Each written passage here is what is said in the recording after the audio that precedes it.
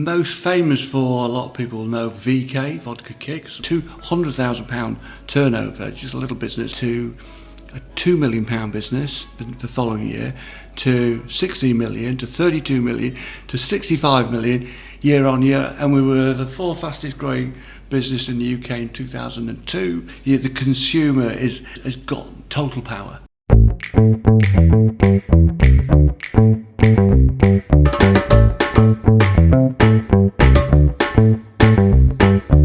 Hey guys, and welcome back to another exciting episode of Catch Ups in My Kitchen, Mallorca edition, with me, Georgia Simmons, host of the podcast. This podcast is about all things food, health and wellness, and in my kitchen this week, I am joined by Steve Perez, who is the founder of the company Global Brands, a brand which is the home of so many incredible drinks brands, from Franklin & Sons, the tonic brand, to VK. Now, if you went to uni, you will 100% know of VK, which is a brand that literally powered and fueled our nights out. So Steve is basically the drinks connoisseur, and I had so many questions for him, from where the idea for VK came from, did he expect it to literally take over uni nights out, and where did Franklin & Sons come from, how do you compete with someone like Fever Tree? They've kind of gone for the more premium approach, which I think is super interesting. And then I wanted to know kind of where Steve thinks the drinks market is heading, and also what it takes to succeed in the drinks market, and what does it take to make a great drinks brand. The questions I had were endless, and it was a fascinating conversation. Honestly, to be the founder of VK, and I just think back to my uni nights out and just think, wow, that really did fuel everyone's nights out. It was just crazy. So honestly, this episode is going to be great. I think you're going to love it. Before we get into it though, please keep supporting the podcast. If you could follow us on Instagram and whichever platform you are listening to this podcast, that would be amazing. We have so many exciting plans. Taking it abroad is just step one of so many more amazing plans I have. So please keep supporting us, and we'll keep bringing you some amazing guests such as Steve. So enjoy the episode, and as always, have a lovely, lovely rest of your day.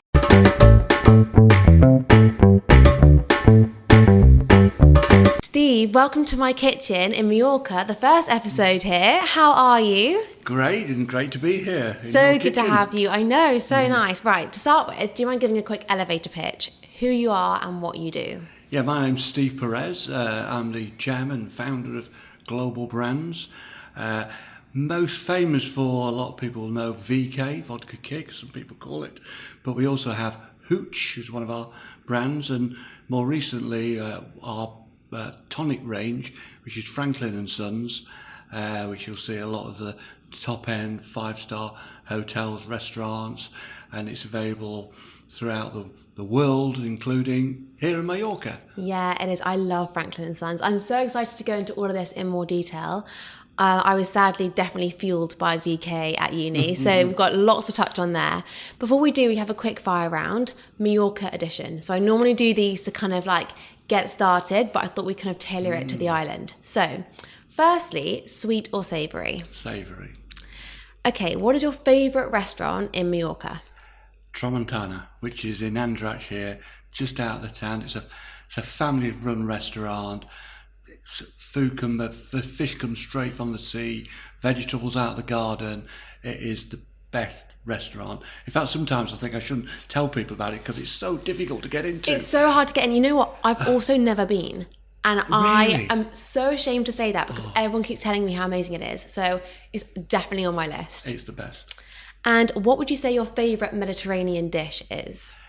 I love fish. So really anything out of the sea, almost, from the little percebes, the barnacles you get, to the corvina, basically anything out of the sea. I love that. We actually last night went to the market down the town at 6:30. Yeah. Fish had just come in, got our fish and had it on the barbecue. It was actually incredible. So yeah, I'm definitely with you on that. And if someone is traveling to Mallorca, what would you recommend that they do? Well, people think about Mallorca and they think of Magaluf and Party City and fish and chips and all that. But what I would recommend people to do, and it's not far, just go out into the mountain, because even if you're in Magaluf, you only have to drive 5 miles or get a taxi. It is the most beautiful island. So just get out in the countryside. I agree. When you're like flying in and you look out the window, you can even see all the mountains. Yeah. So it is crazy that most people don't even go up there and see it all from that area. So yeah, completely agree with you. Okay, we're going to start in 1997, where you had a vision. Can you explain what that vision was?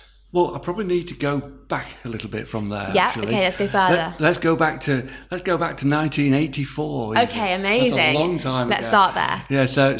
So even before, I'll give you a very quick life story. Actually, that's probably the easiest way of explaining.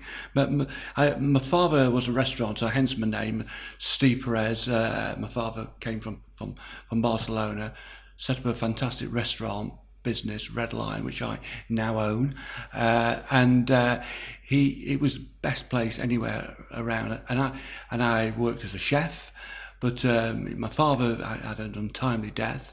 I ended up running pubs and clubs up in Leeds, and I saw the success of imported beers at that time, and saw that these premium packaged beers were doing really well, and we were selling a lot of them. And one day my boss said to me, he said, what do you see? How do you see your future? And I said, well, I want to be an area manager like you. And he said, well, you've got no chance because you don't have a university degree, and you need a degree. So I thought, well, I don't want to go get a degree. And then I thought, well, what I'll do, I'll notice these imported beers starting to do well. I'll start selling them locally. And I built quite a big business up for 10 years. We were first to introduce stuff like Grolsch, Budweiser, Corona into the market. Built these great brands, but then the big breweries and companies came along and took the agencies, and mine was a little tiny business. And in 1996, the business went bust. And I almost lost my house, and I thought, well, what am I going to do now? And I started growing my own vegetables. I thought, I'll live off the land. I don't want a big business anymore. So, and then I gradually sort of fell back into it, but then noticed the ready-to-drink market was doing quite well. Started to do well. There's one or two brands around like Smirnoff Ice and Bacardi Breezer at the time. And I thought, well, why don't we create our own? And what we're going to call it. But people drinking a lot of vodka Red Bulls then, so I thought we'd call it VB, Vodka Bull. And then we thought, well, actually, can't VB, it's VB bitter. And then literally went through the alphabet, got to VC, Victoria Class, VD, couldn't call it that. And eventually got to VK. And so that sounds quite cool, VK vodka with a kick. So it's got the energy drink. So. And then we started to produce it because of my connections with the nightclub business. Essentially, we were able to speak to my old contacts from the beer business that had gone broke, and started to sell it to them. And we went from a £200,000 turnover, just a little business, a man in a van, and to a £2 million business the following year, to 16 million, to 32 million, to 65 million year on year. And we were the fourth fastest growing business in the UK in 2002. And we were and I was CBI Entrepreneur of the Year the same year. Amazing. I mean, that is an incredible story, from like being like, you know what, I'm done, I'm living off the land, I'm over it, to then being like, actually, I'm noticing a trend here, let's just get on board with it. And then bang, it just kind of exploded. And why do you think it exploded? Were you going after, because obviously from my perspective, I'm like, this was a drink for students. It has powered every uni night out, and there's a huge market there in itself. So were you thinking, let's start powering students, or let's go for that market? Or did you just have an idea for this drink and it kind of fell into that market because of the nature of the drink? Yeah, a lot of these things are almost kind of accidental. We saw that a lot of the brands at that time were in big bottles, 330ml bottles, and quite strong, about 5.5%. And speaking to a lot of the nightclub owners, said that we have a lot of young people in here, and they're quite strong, these ready-to-drink products, and there's a lot of it. Maybe if the ABV was a little bit lower, it would be more popular, people would drink more and not feel, not get so drunk so quickly. And despite contrary opinion, students don't all want to just go out and get pissed every night. And we found that really worked, actually. People, especially, we are 6% of our market is female, and a lot of young females would prefer. And at that time, people also used to do a lot of bar crawling. So you go, this was when pubs closed at 11 and nightclubs closed at 2. So you go from bar to bar. So you could have a drink in every bar, 4 or 5 bars, and still go to a nightclub. So I think businesses, you've got to be, like a lot of things, you've got to need a bit of luck, you've got to know the market, but it's very hard to have a grand plan, and there wasn't really a grand plan, but students really took to VK, and I think marketing was very kind of inclusive. We did a lot very early on with stuff like Pride, and we started our own VK TVs. We had cameras going around the unis, and this was just at the start of the internet, before social media, and you could go onto a website and you could be seen with your friends, having a party. So it was it was great fun. And I'd always say to somebody who's thinking of going into business, don't be put off. And even if you started a business and then you stop because you found you have challenges, what you've learned is gold dust. What you've learned will give you so much insight to your next business venture. I certainly learned so much, and you will be far more successful. I mean, in the US, they always say, you can't be a successful entrepreneur until you've had 2 business failures. I only had one. I mean, honestly, I think mum and dad are like, not another one, because I have literally started so many things, not necessarily gone full steam ahead and ploughed loads into it. Before Greedy Vegan, I had a granola business where that was locked down. I was making granola, loved it. So did the family, so did my friends. So I bagged it up, sent it to all these farm shops, local shops. And I was like, I'm going to be this new granola brand. Then I was like, no, like massive volume. There's so much competition. How am I different? Did a bit of an analysis of what was out there. And I was like, not the one. So swapped and pivoted. But again, like I've got so many different packets of old brands I've started at home, and mum and dad are probably thinking, not another one. But you're right, you do learn just so much from everything. So with VK then, that's kind of under the kind of global brands umbrella, but under that umbrella you've got lots of other brands. So where did they kind of fall into the mix? I spend a lot of time out in the market seeing going around bars and nightclubs and see what people are drinking, trying to be in touch with trends, and you've got to follow trends because the consumer has got total power. The consumer makes the trends. Consumer can kill trends off. There's lots of examples of that. Like everybody got onto gin craze.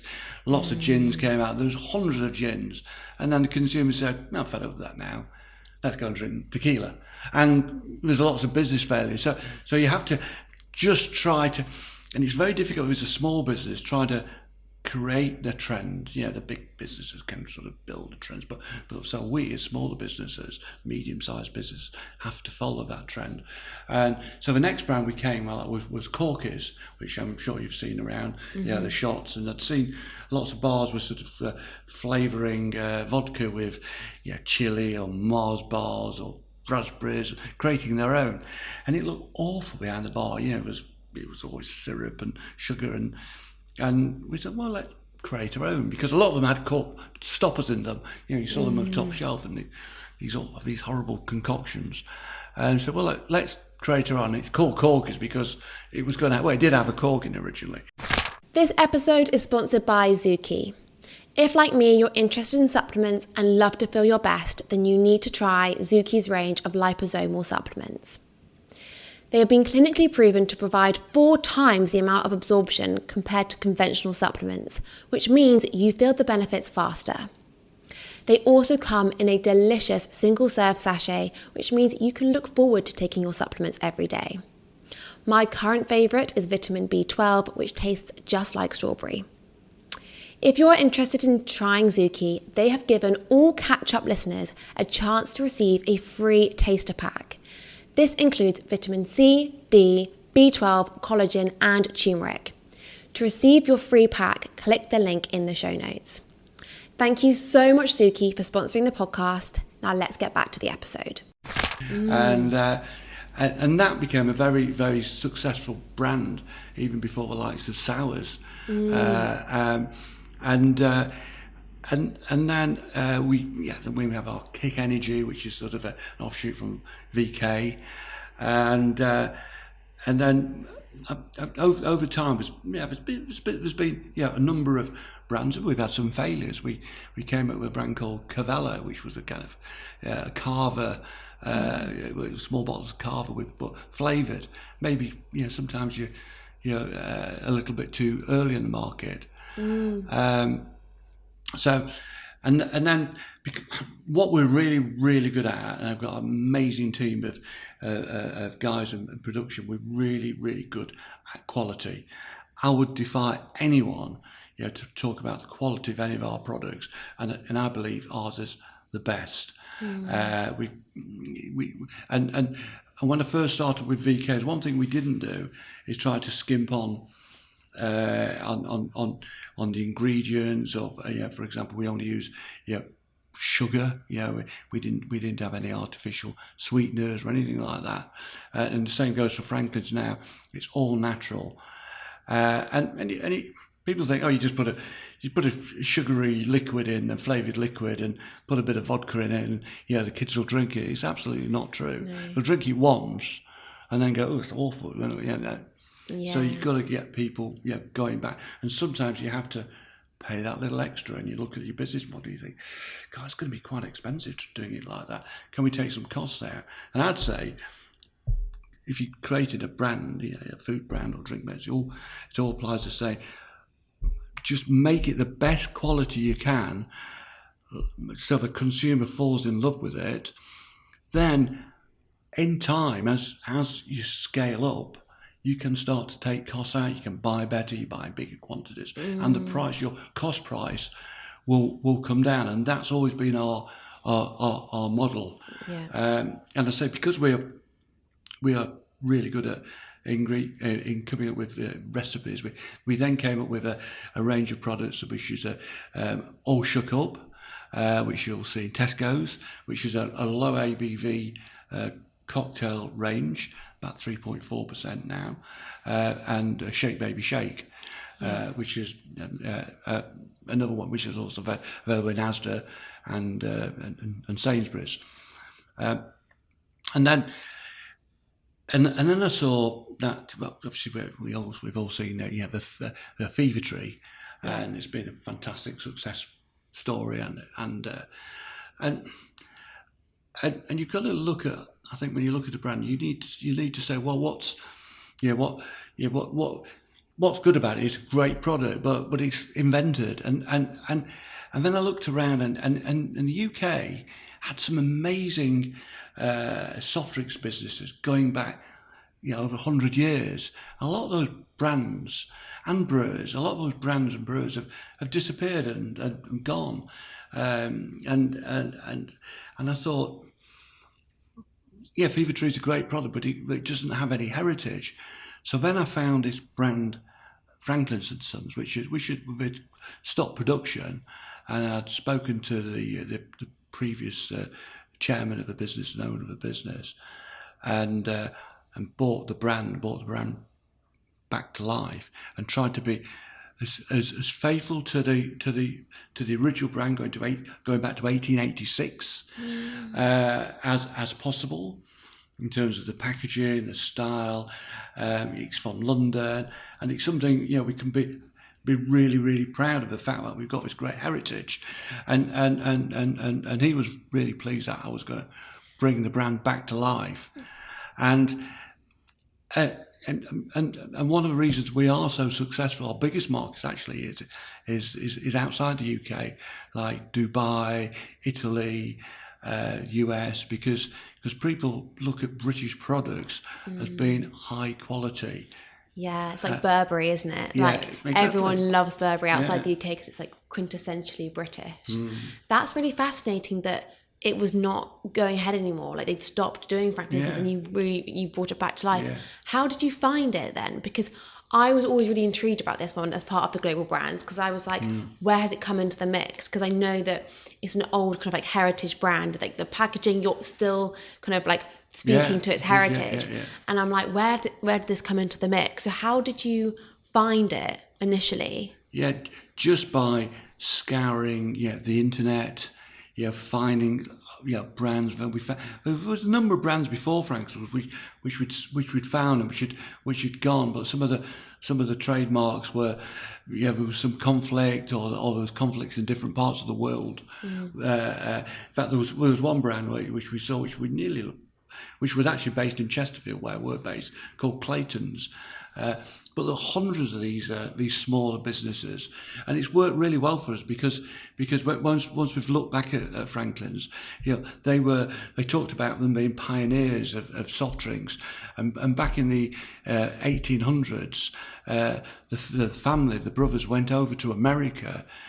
Because we're part of the whole temperance movement, and it's interesting. Always it's kind of coming back. This kind of temperance movement, and temperance or people not drinking is coming back. And they went to America to look for new flavors and new styles, and they were really the pioneers of flavour, and everything we do. We try to say, well, what would the original Franklin's family and sons have done back in the day? We try to be pioneering rather than just following trends. So we are different to Fever Tree.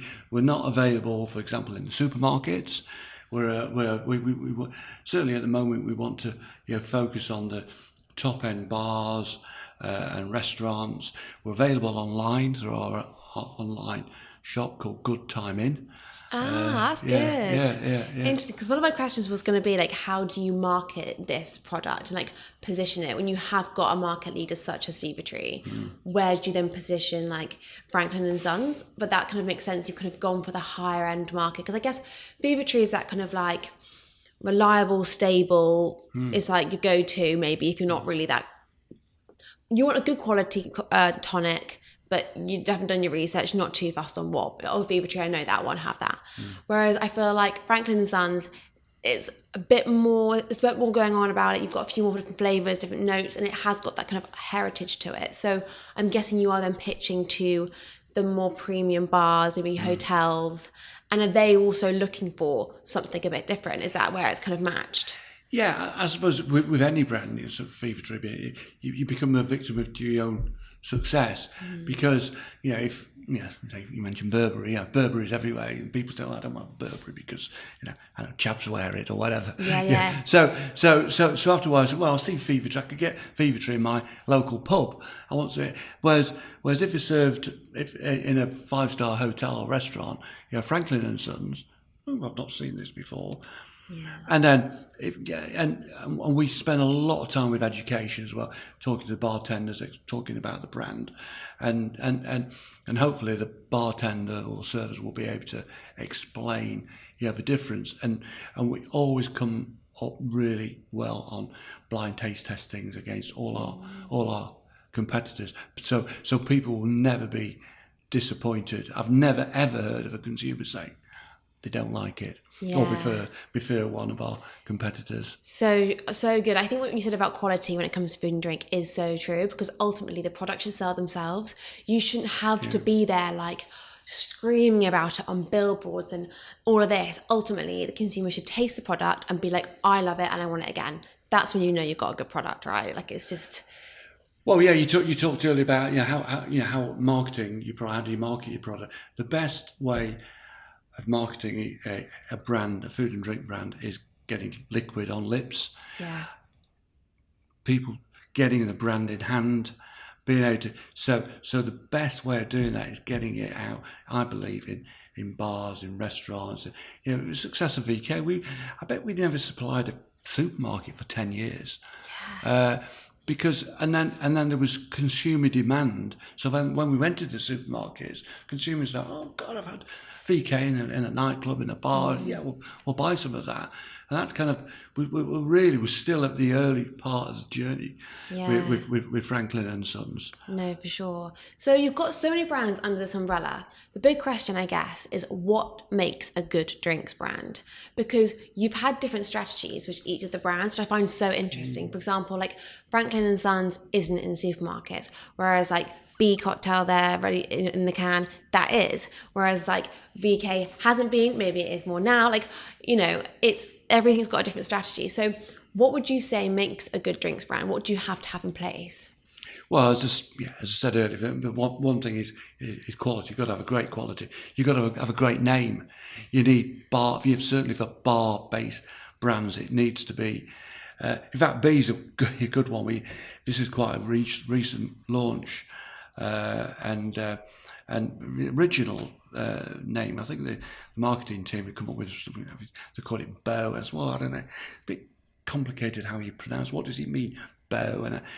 And I literally played around with it. Had a little session, brainstorming session, and came up with B. But we changed it, and anyway, I ended up with B with 2 E's and B. But what about B? B. Well, why is it called B? Well, be what you want to be. Be quick. Be stylish. Be fun. Be cool. So be. Oh, that's quite, and it's catchy, and it's And I remember from my days in beer, people would always want to give me a Bud, give me a Bex, give me a Sol. You need one word, catchy, easy to remember. These complicated names that you can't pronounce. People are afraid to order.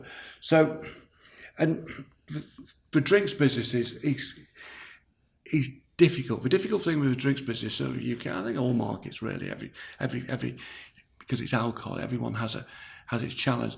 So if you look in, say UK, really, and same unfortunately goes for food. You talked about supermarkets in some of your previous podcasts, which is quite interesting. You've got the big 5 supermarkets, and they account for probably 70-80% of total volume. So in order to launch a drinks brand, and it's quite expensive producing all the packaging and everything, you kind of almost got to get a supermarket to take it on first, or you got to be quite brave and take a punt, but you might have to produce. You will probably have to produce something like maybe 20,000 cans of each one of these flavors. Yeah. So without a customer, but we're looking out with global brands because we've got the on-trade as well. We can sell this to wedding venues or high volume or outside catering and that sort of thing. Brighton seafront is ideal. But so it's kind of horses for courses, and unfortunately, there's not one fast rule. Whereas something like Franklin and Sons, if we put Franklin and Sons on the supermarket shelf against Fever Tree will sell hands down because people know the brand. Certainly at the moment, until it's built up its following. Put on something like this. It's an interesting cocktail. Price point, it's around about £3. Oh we look at a little bit less expensive than Morph, slightly lower ABV. It's got its own USP. And I think if you're trying to dream up a brand, you're going to ask yourself, and I always ask myself a few questions. I'll ask the team. So, does it answer the so what question? It's got an amazing taste. Well, so what? So have lots of brands. The packaging is beautiful. It's been designed by this amazing artist. Well, so what? I might like it, but people don't like it. And then, then they might talk about, well, how much, because the buyer's going to say, well, how much is it? Oh, it's cheaper than everybody else. Oh, that's interesting. But actually, it's very difficult just to come up with brands, especially small businesses. So it needs a USP. And it's, well, actually, this is 8.4%, which is pretty strong. And there's nothing else on the shelf at that ABV. Oh, really? Or it's vegan. It's purely, well, we've got another brand, Lustre. And Lustre is cream liqueur, and it's totally plant-based, vegan. Oh, you can't really say so what to that. No, can you? no. You can't say, oh, well, what's its USP? Well, it's USP. So it's got to have a USP, and it's got to pass the so what test. So interesting. And I guess also you've got to think, who am I marketing it to, and where do I want this brand to go? Because sometimes with the supermarket thing, I feel like it's quite something like you've done with Franklin and Sons. By not having it there, you're also creating this like demand somewhere else. It's like, oh, hold on, I can't get my hands on this, I want it even more. But you've got to be a certain brand for that, because like, again, as we mentioned, food and drink is volume. So obviously you want the supermarket to get the volume, but sometimes maybe you're trying to go for a different market or a different customer. So I guess it's depending on where your customer is or who your customer is. But you're right, I guess name is also really key. And like, I learned that again with Greedy Vegan. I think names can limit you massively. So you don't want to be limited. You don't want people to say, what does that mean? You want it to stand out. You want people to be like, I know exactly what that means. I want that drink. That's speaking to me. So it seems kind of obvious when you're looking at a product, but actually when you go through it, there are a few tick box exercises that you have to kind of do or have for it to kind of work. So on that, what has happened with brands that may not have worked? So, for example, you mentioned the Carver business. Why do some brands not work? You see, I always think it's like having a drinks business is a bit like having a rock band or pop band, and you come up and you think, oh, this is going to be a great big hit, and B-side goes to number one. So it seems to tick all the boxes as far as you, but then the consumer's king, and the consumer will decide, and you've got to try to be in touch with it. It's not maybe what you like or what I like, but what would the consumer like? Is the price point right? That's really important. Yeah. Can you get, you can't say, it's amazing taste, but it's £5 a can. Well, there's only a certain amount of consumers of you who can afford that. What's gone wrong? You think, actually, we were too early. The consumer didn't quite get it. We had a great brand actually called Crooked. Now, and it was a ready to drink. It was vegan. It was all very natural, and we had an artist who designed all the cans. It was very kind of craft beer looking, but it's a ready to drink, and it was prior to seltzers, the alcoholic seltzers, and we got it listed with every single supermarket, everyone. I mean, it was unbelievable. We've never had a brand get so much traction so quickly, and it failed. So why? So you look back, why did it fail? And it failed because the consumer didn't kind of know what it was, because it looked like a craft beer, but it wasn't a craft beer. It wasn't an alcopop because it looked a little bit too sort of sophisticated for an alcopop. And seltzers hadn't even come out then, so people hadn't heard of seltzers. So the consumer was unsure. So it does need to fit into a category. Another really interesting example in the UK is alcoholic seltzers. Now with all, you've seen White Claw and all this, and people have been saying for years, you've got to get into this alcoholic seltzer business, this next big thing, so big in UK. And I said, in US, it will never work in the UK. Oh yeah, look, everybody's going into Budweiser, Diageo, everybody's got seltzer. We need to be in this part of the market. This is what my team was telling me, or some members of the team were saying. I said, I'll tell you why. US and the UK were two nations divided by a common language. That came from Winston Churchill, not me. And a seltzer in the US is everybody knows what seltzer is. It's a seltzer. It's a clear pop. Yeah, if you don't have pop in the US, you'd say, "Would you like a seltzer or water? Or what would you like?" Well, in UK, people say a seltzer. Do you mean Alka-Seltzer? And what's a alcoholic seltzer? What's a hard seltzer? What does hard mean? Hard. Yeah. In the US, it means hard liquor. We don't. So the consumer didn't understand it, and also there was some in terms of pricing. In the US, it was $1 a can because it was classed initially as a malt beverage, so it was very, very low taxation, and it would never work. And the whole category flopped, and these businesses spent millions and millions, tens of millions on marketing, TV. So it is so interesting. The US and UK thing is fascinating, and I know of like many a brand who are like, "We're going to head to the US," and I'm like, good luck. Like, it's just a completely different. We're so similar, but we are so different in so many ways. It's fascinating. Like, it is an interesting one. Have you taken any brands to the US and it's gone well? no. Interesting. Well, interesting. Not so far anyway. So Yeah. the first brand we took to US was Kick Energy, our energy Right. drink. You're thinking this is going to be great. They're going to love it. We got a listing in Walmart, the biggest retailer in the world. Well, I just thought the champagne was popping. My God, we're all going to be millionaires. Yeah. Rodney, we're in Walmart, and we got a listing in Walmart, but then the complexity of it. So it's not like you get a listing in Tesco's. Yeah, they're great. You get a listing, you signed off, you put the price, it gets in all the stores, you get shelf space. Job done. You don't really need to do a lot else. No. And it's the same with all the supermarkets in the UK. In the US, you have to get the merchandisers, they have to go in and put it on the shelf, and your competitors like Red Bull go put yours underneath. Yeah, you then have to pay distributors in each state who aren't even selling the product because they're the distributor. You have to give them commission. It's incredibly complex, incredibly. Wow. So we ended up, exiting that market.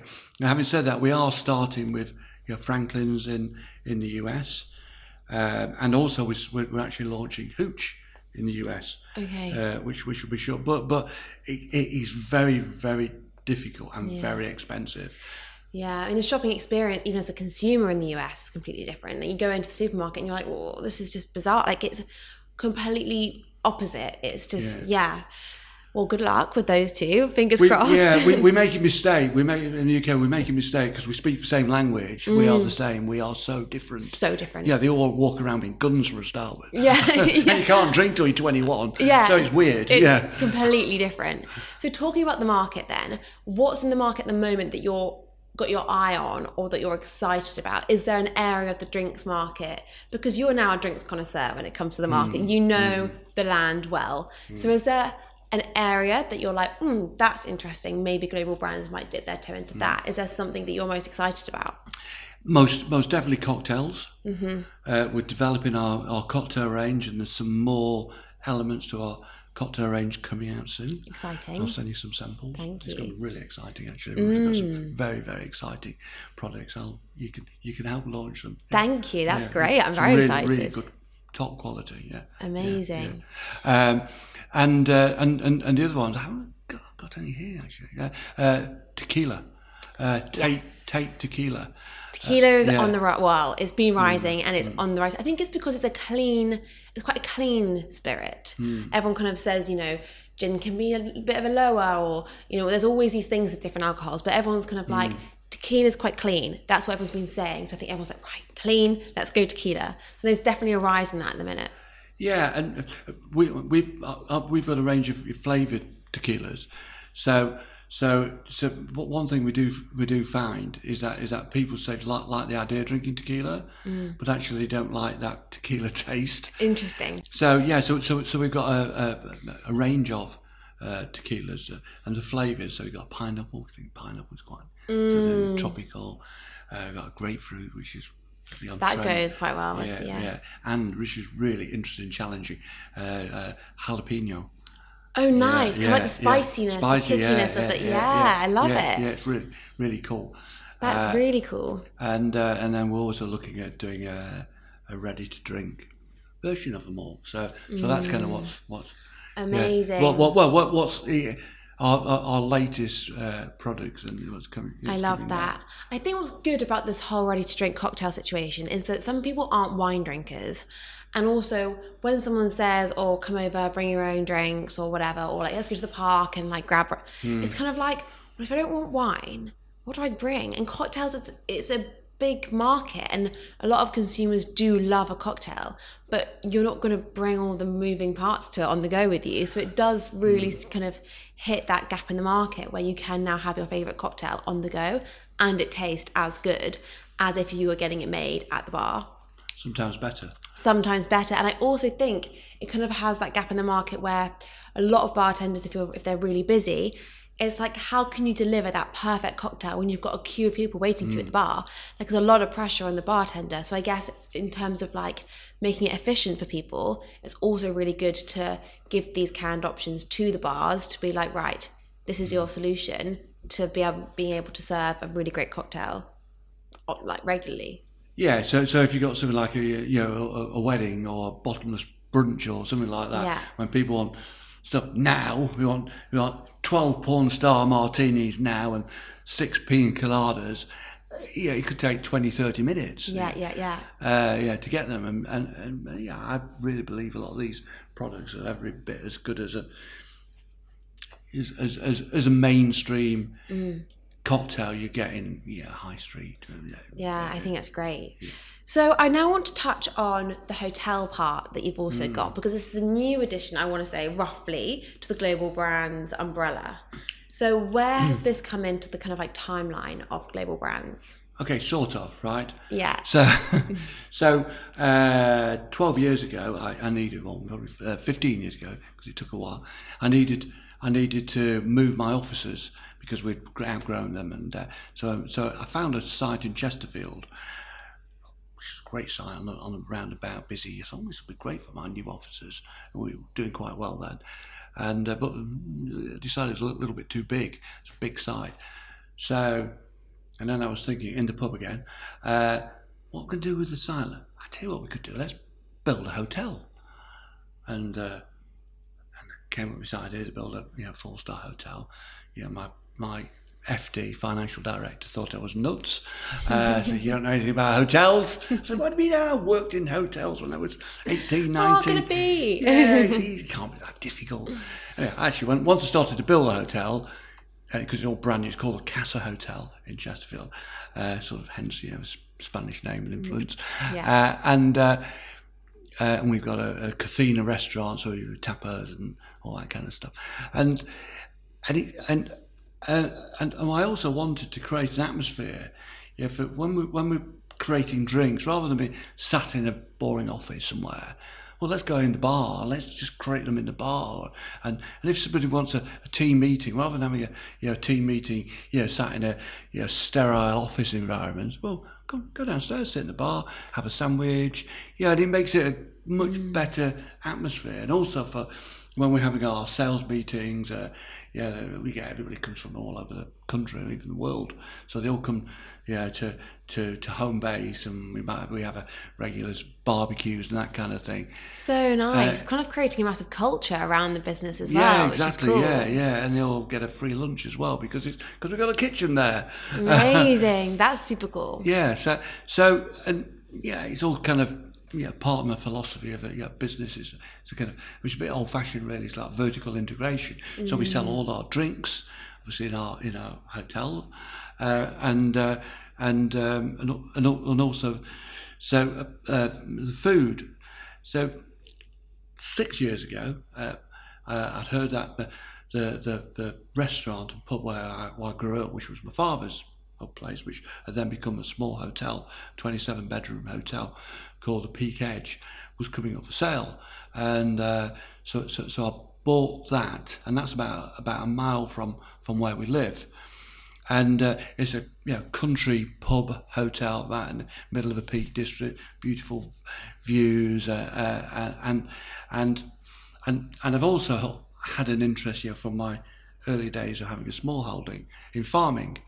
And so we have our own herd of belted Galloway beef, which is black and white.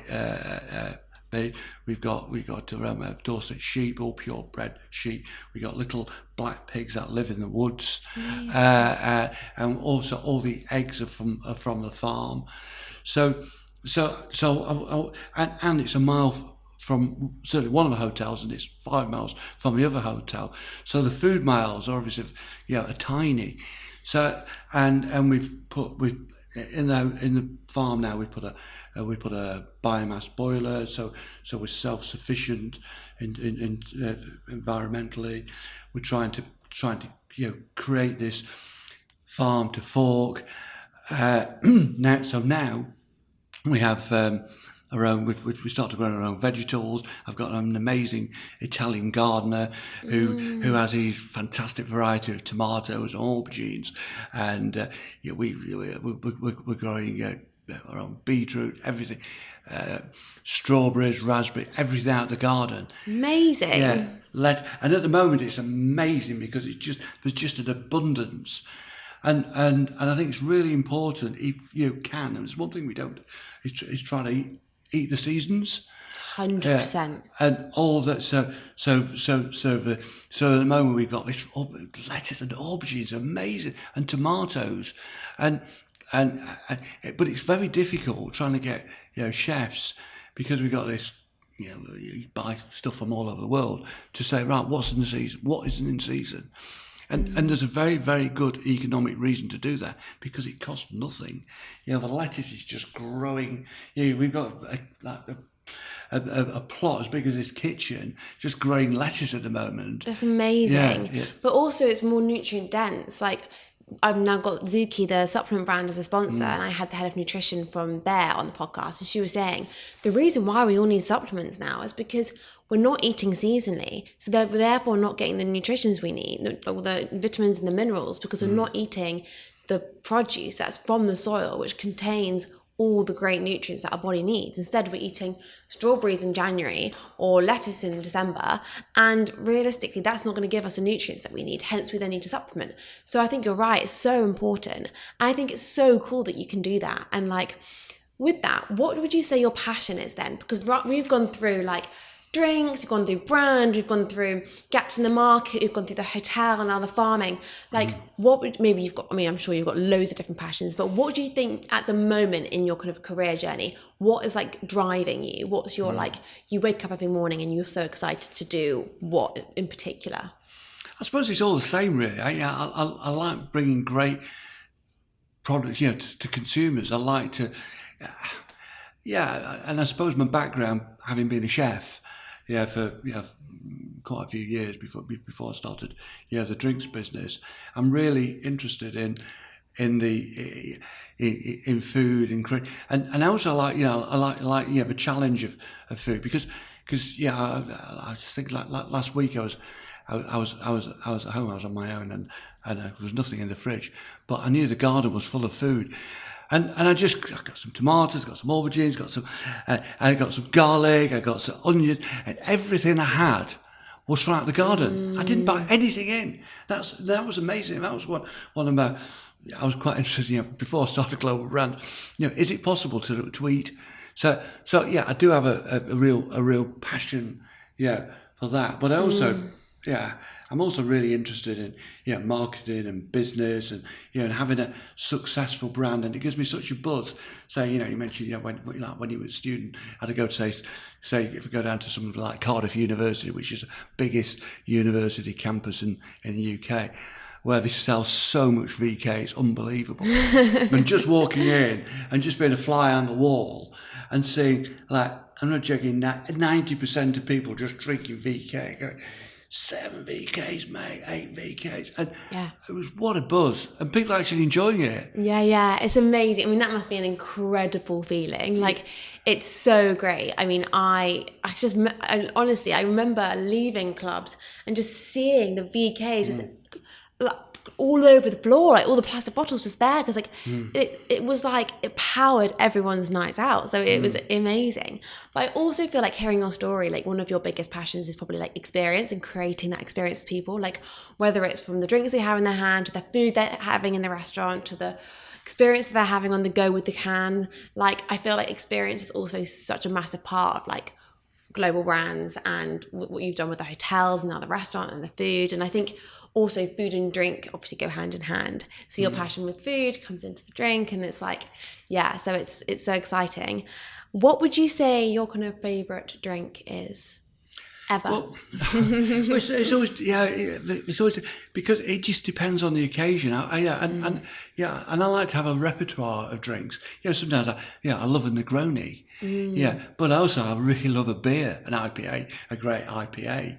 I love wine. I love a dry Chardonnay or a wonderful Bordeaux or Italian wine. It depends on.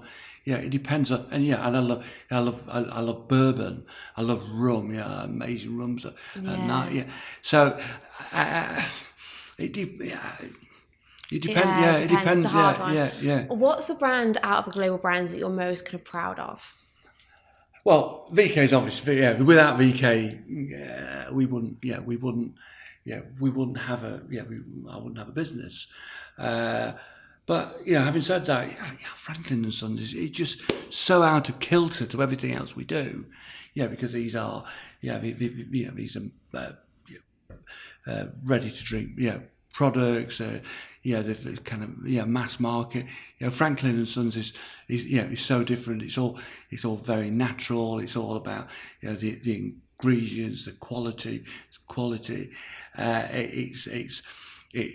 these are very modern. These are going back over 100 years. So I'm really proud that not just me but the team has been able to create something completely different from everything else we do, and it's been really successful. We take on the big boys. We take on Fever Tree, and we beat them quite often, which is insane, amazing. But I mean, I'm a massive Franklin and Sons fan. I love a good gin tonic. It's probably one of my favourite drinks, and I think tonic is obviously half the drink or more, or a lot more. So I think Franklin and Sons is great. So we always finish with the final question, which is, what would your last meal be? Starter, main course, and dessert. What would it be? Well, because we're in Spain, I'm going to have to cheat a bit. Okay. Because I wonder, my starter, I'm going to have some tapas. Yes. So, and I love oysters. So I'd love some nice fresh oysters. I mentioned those little percebes for barnacles, very expensive barnacles, which you get from the north of Spain, and some of the little calamari we get here in Mallorca, and the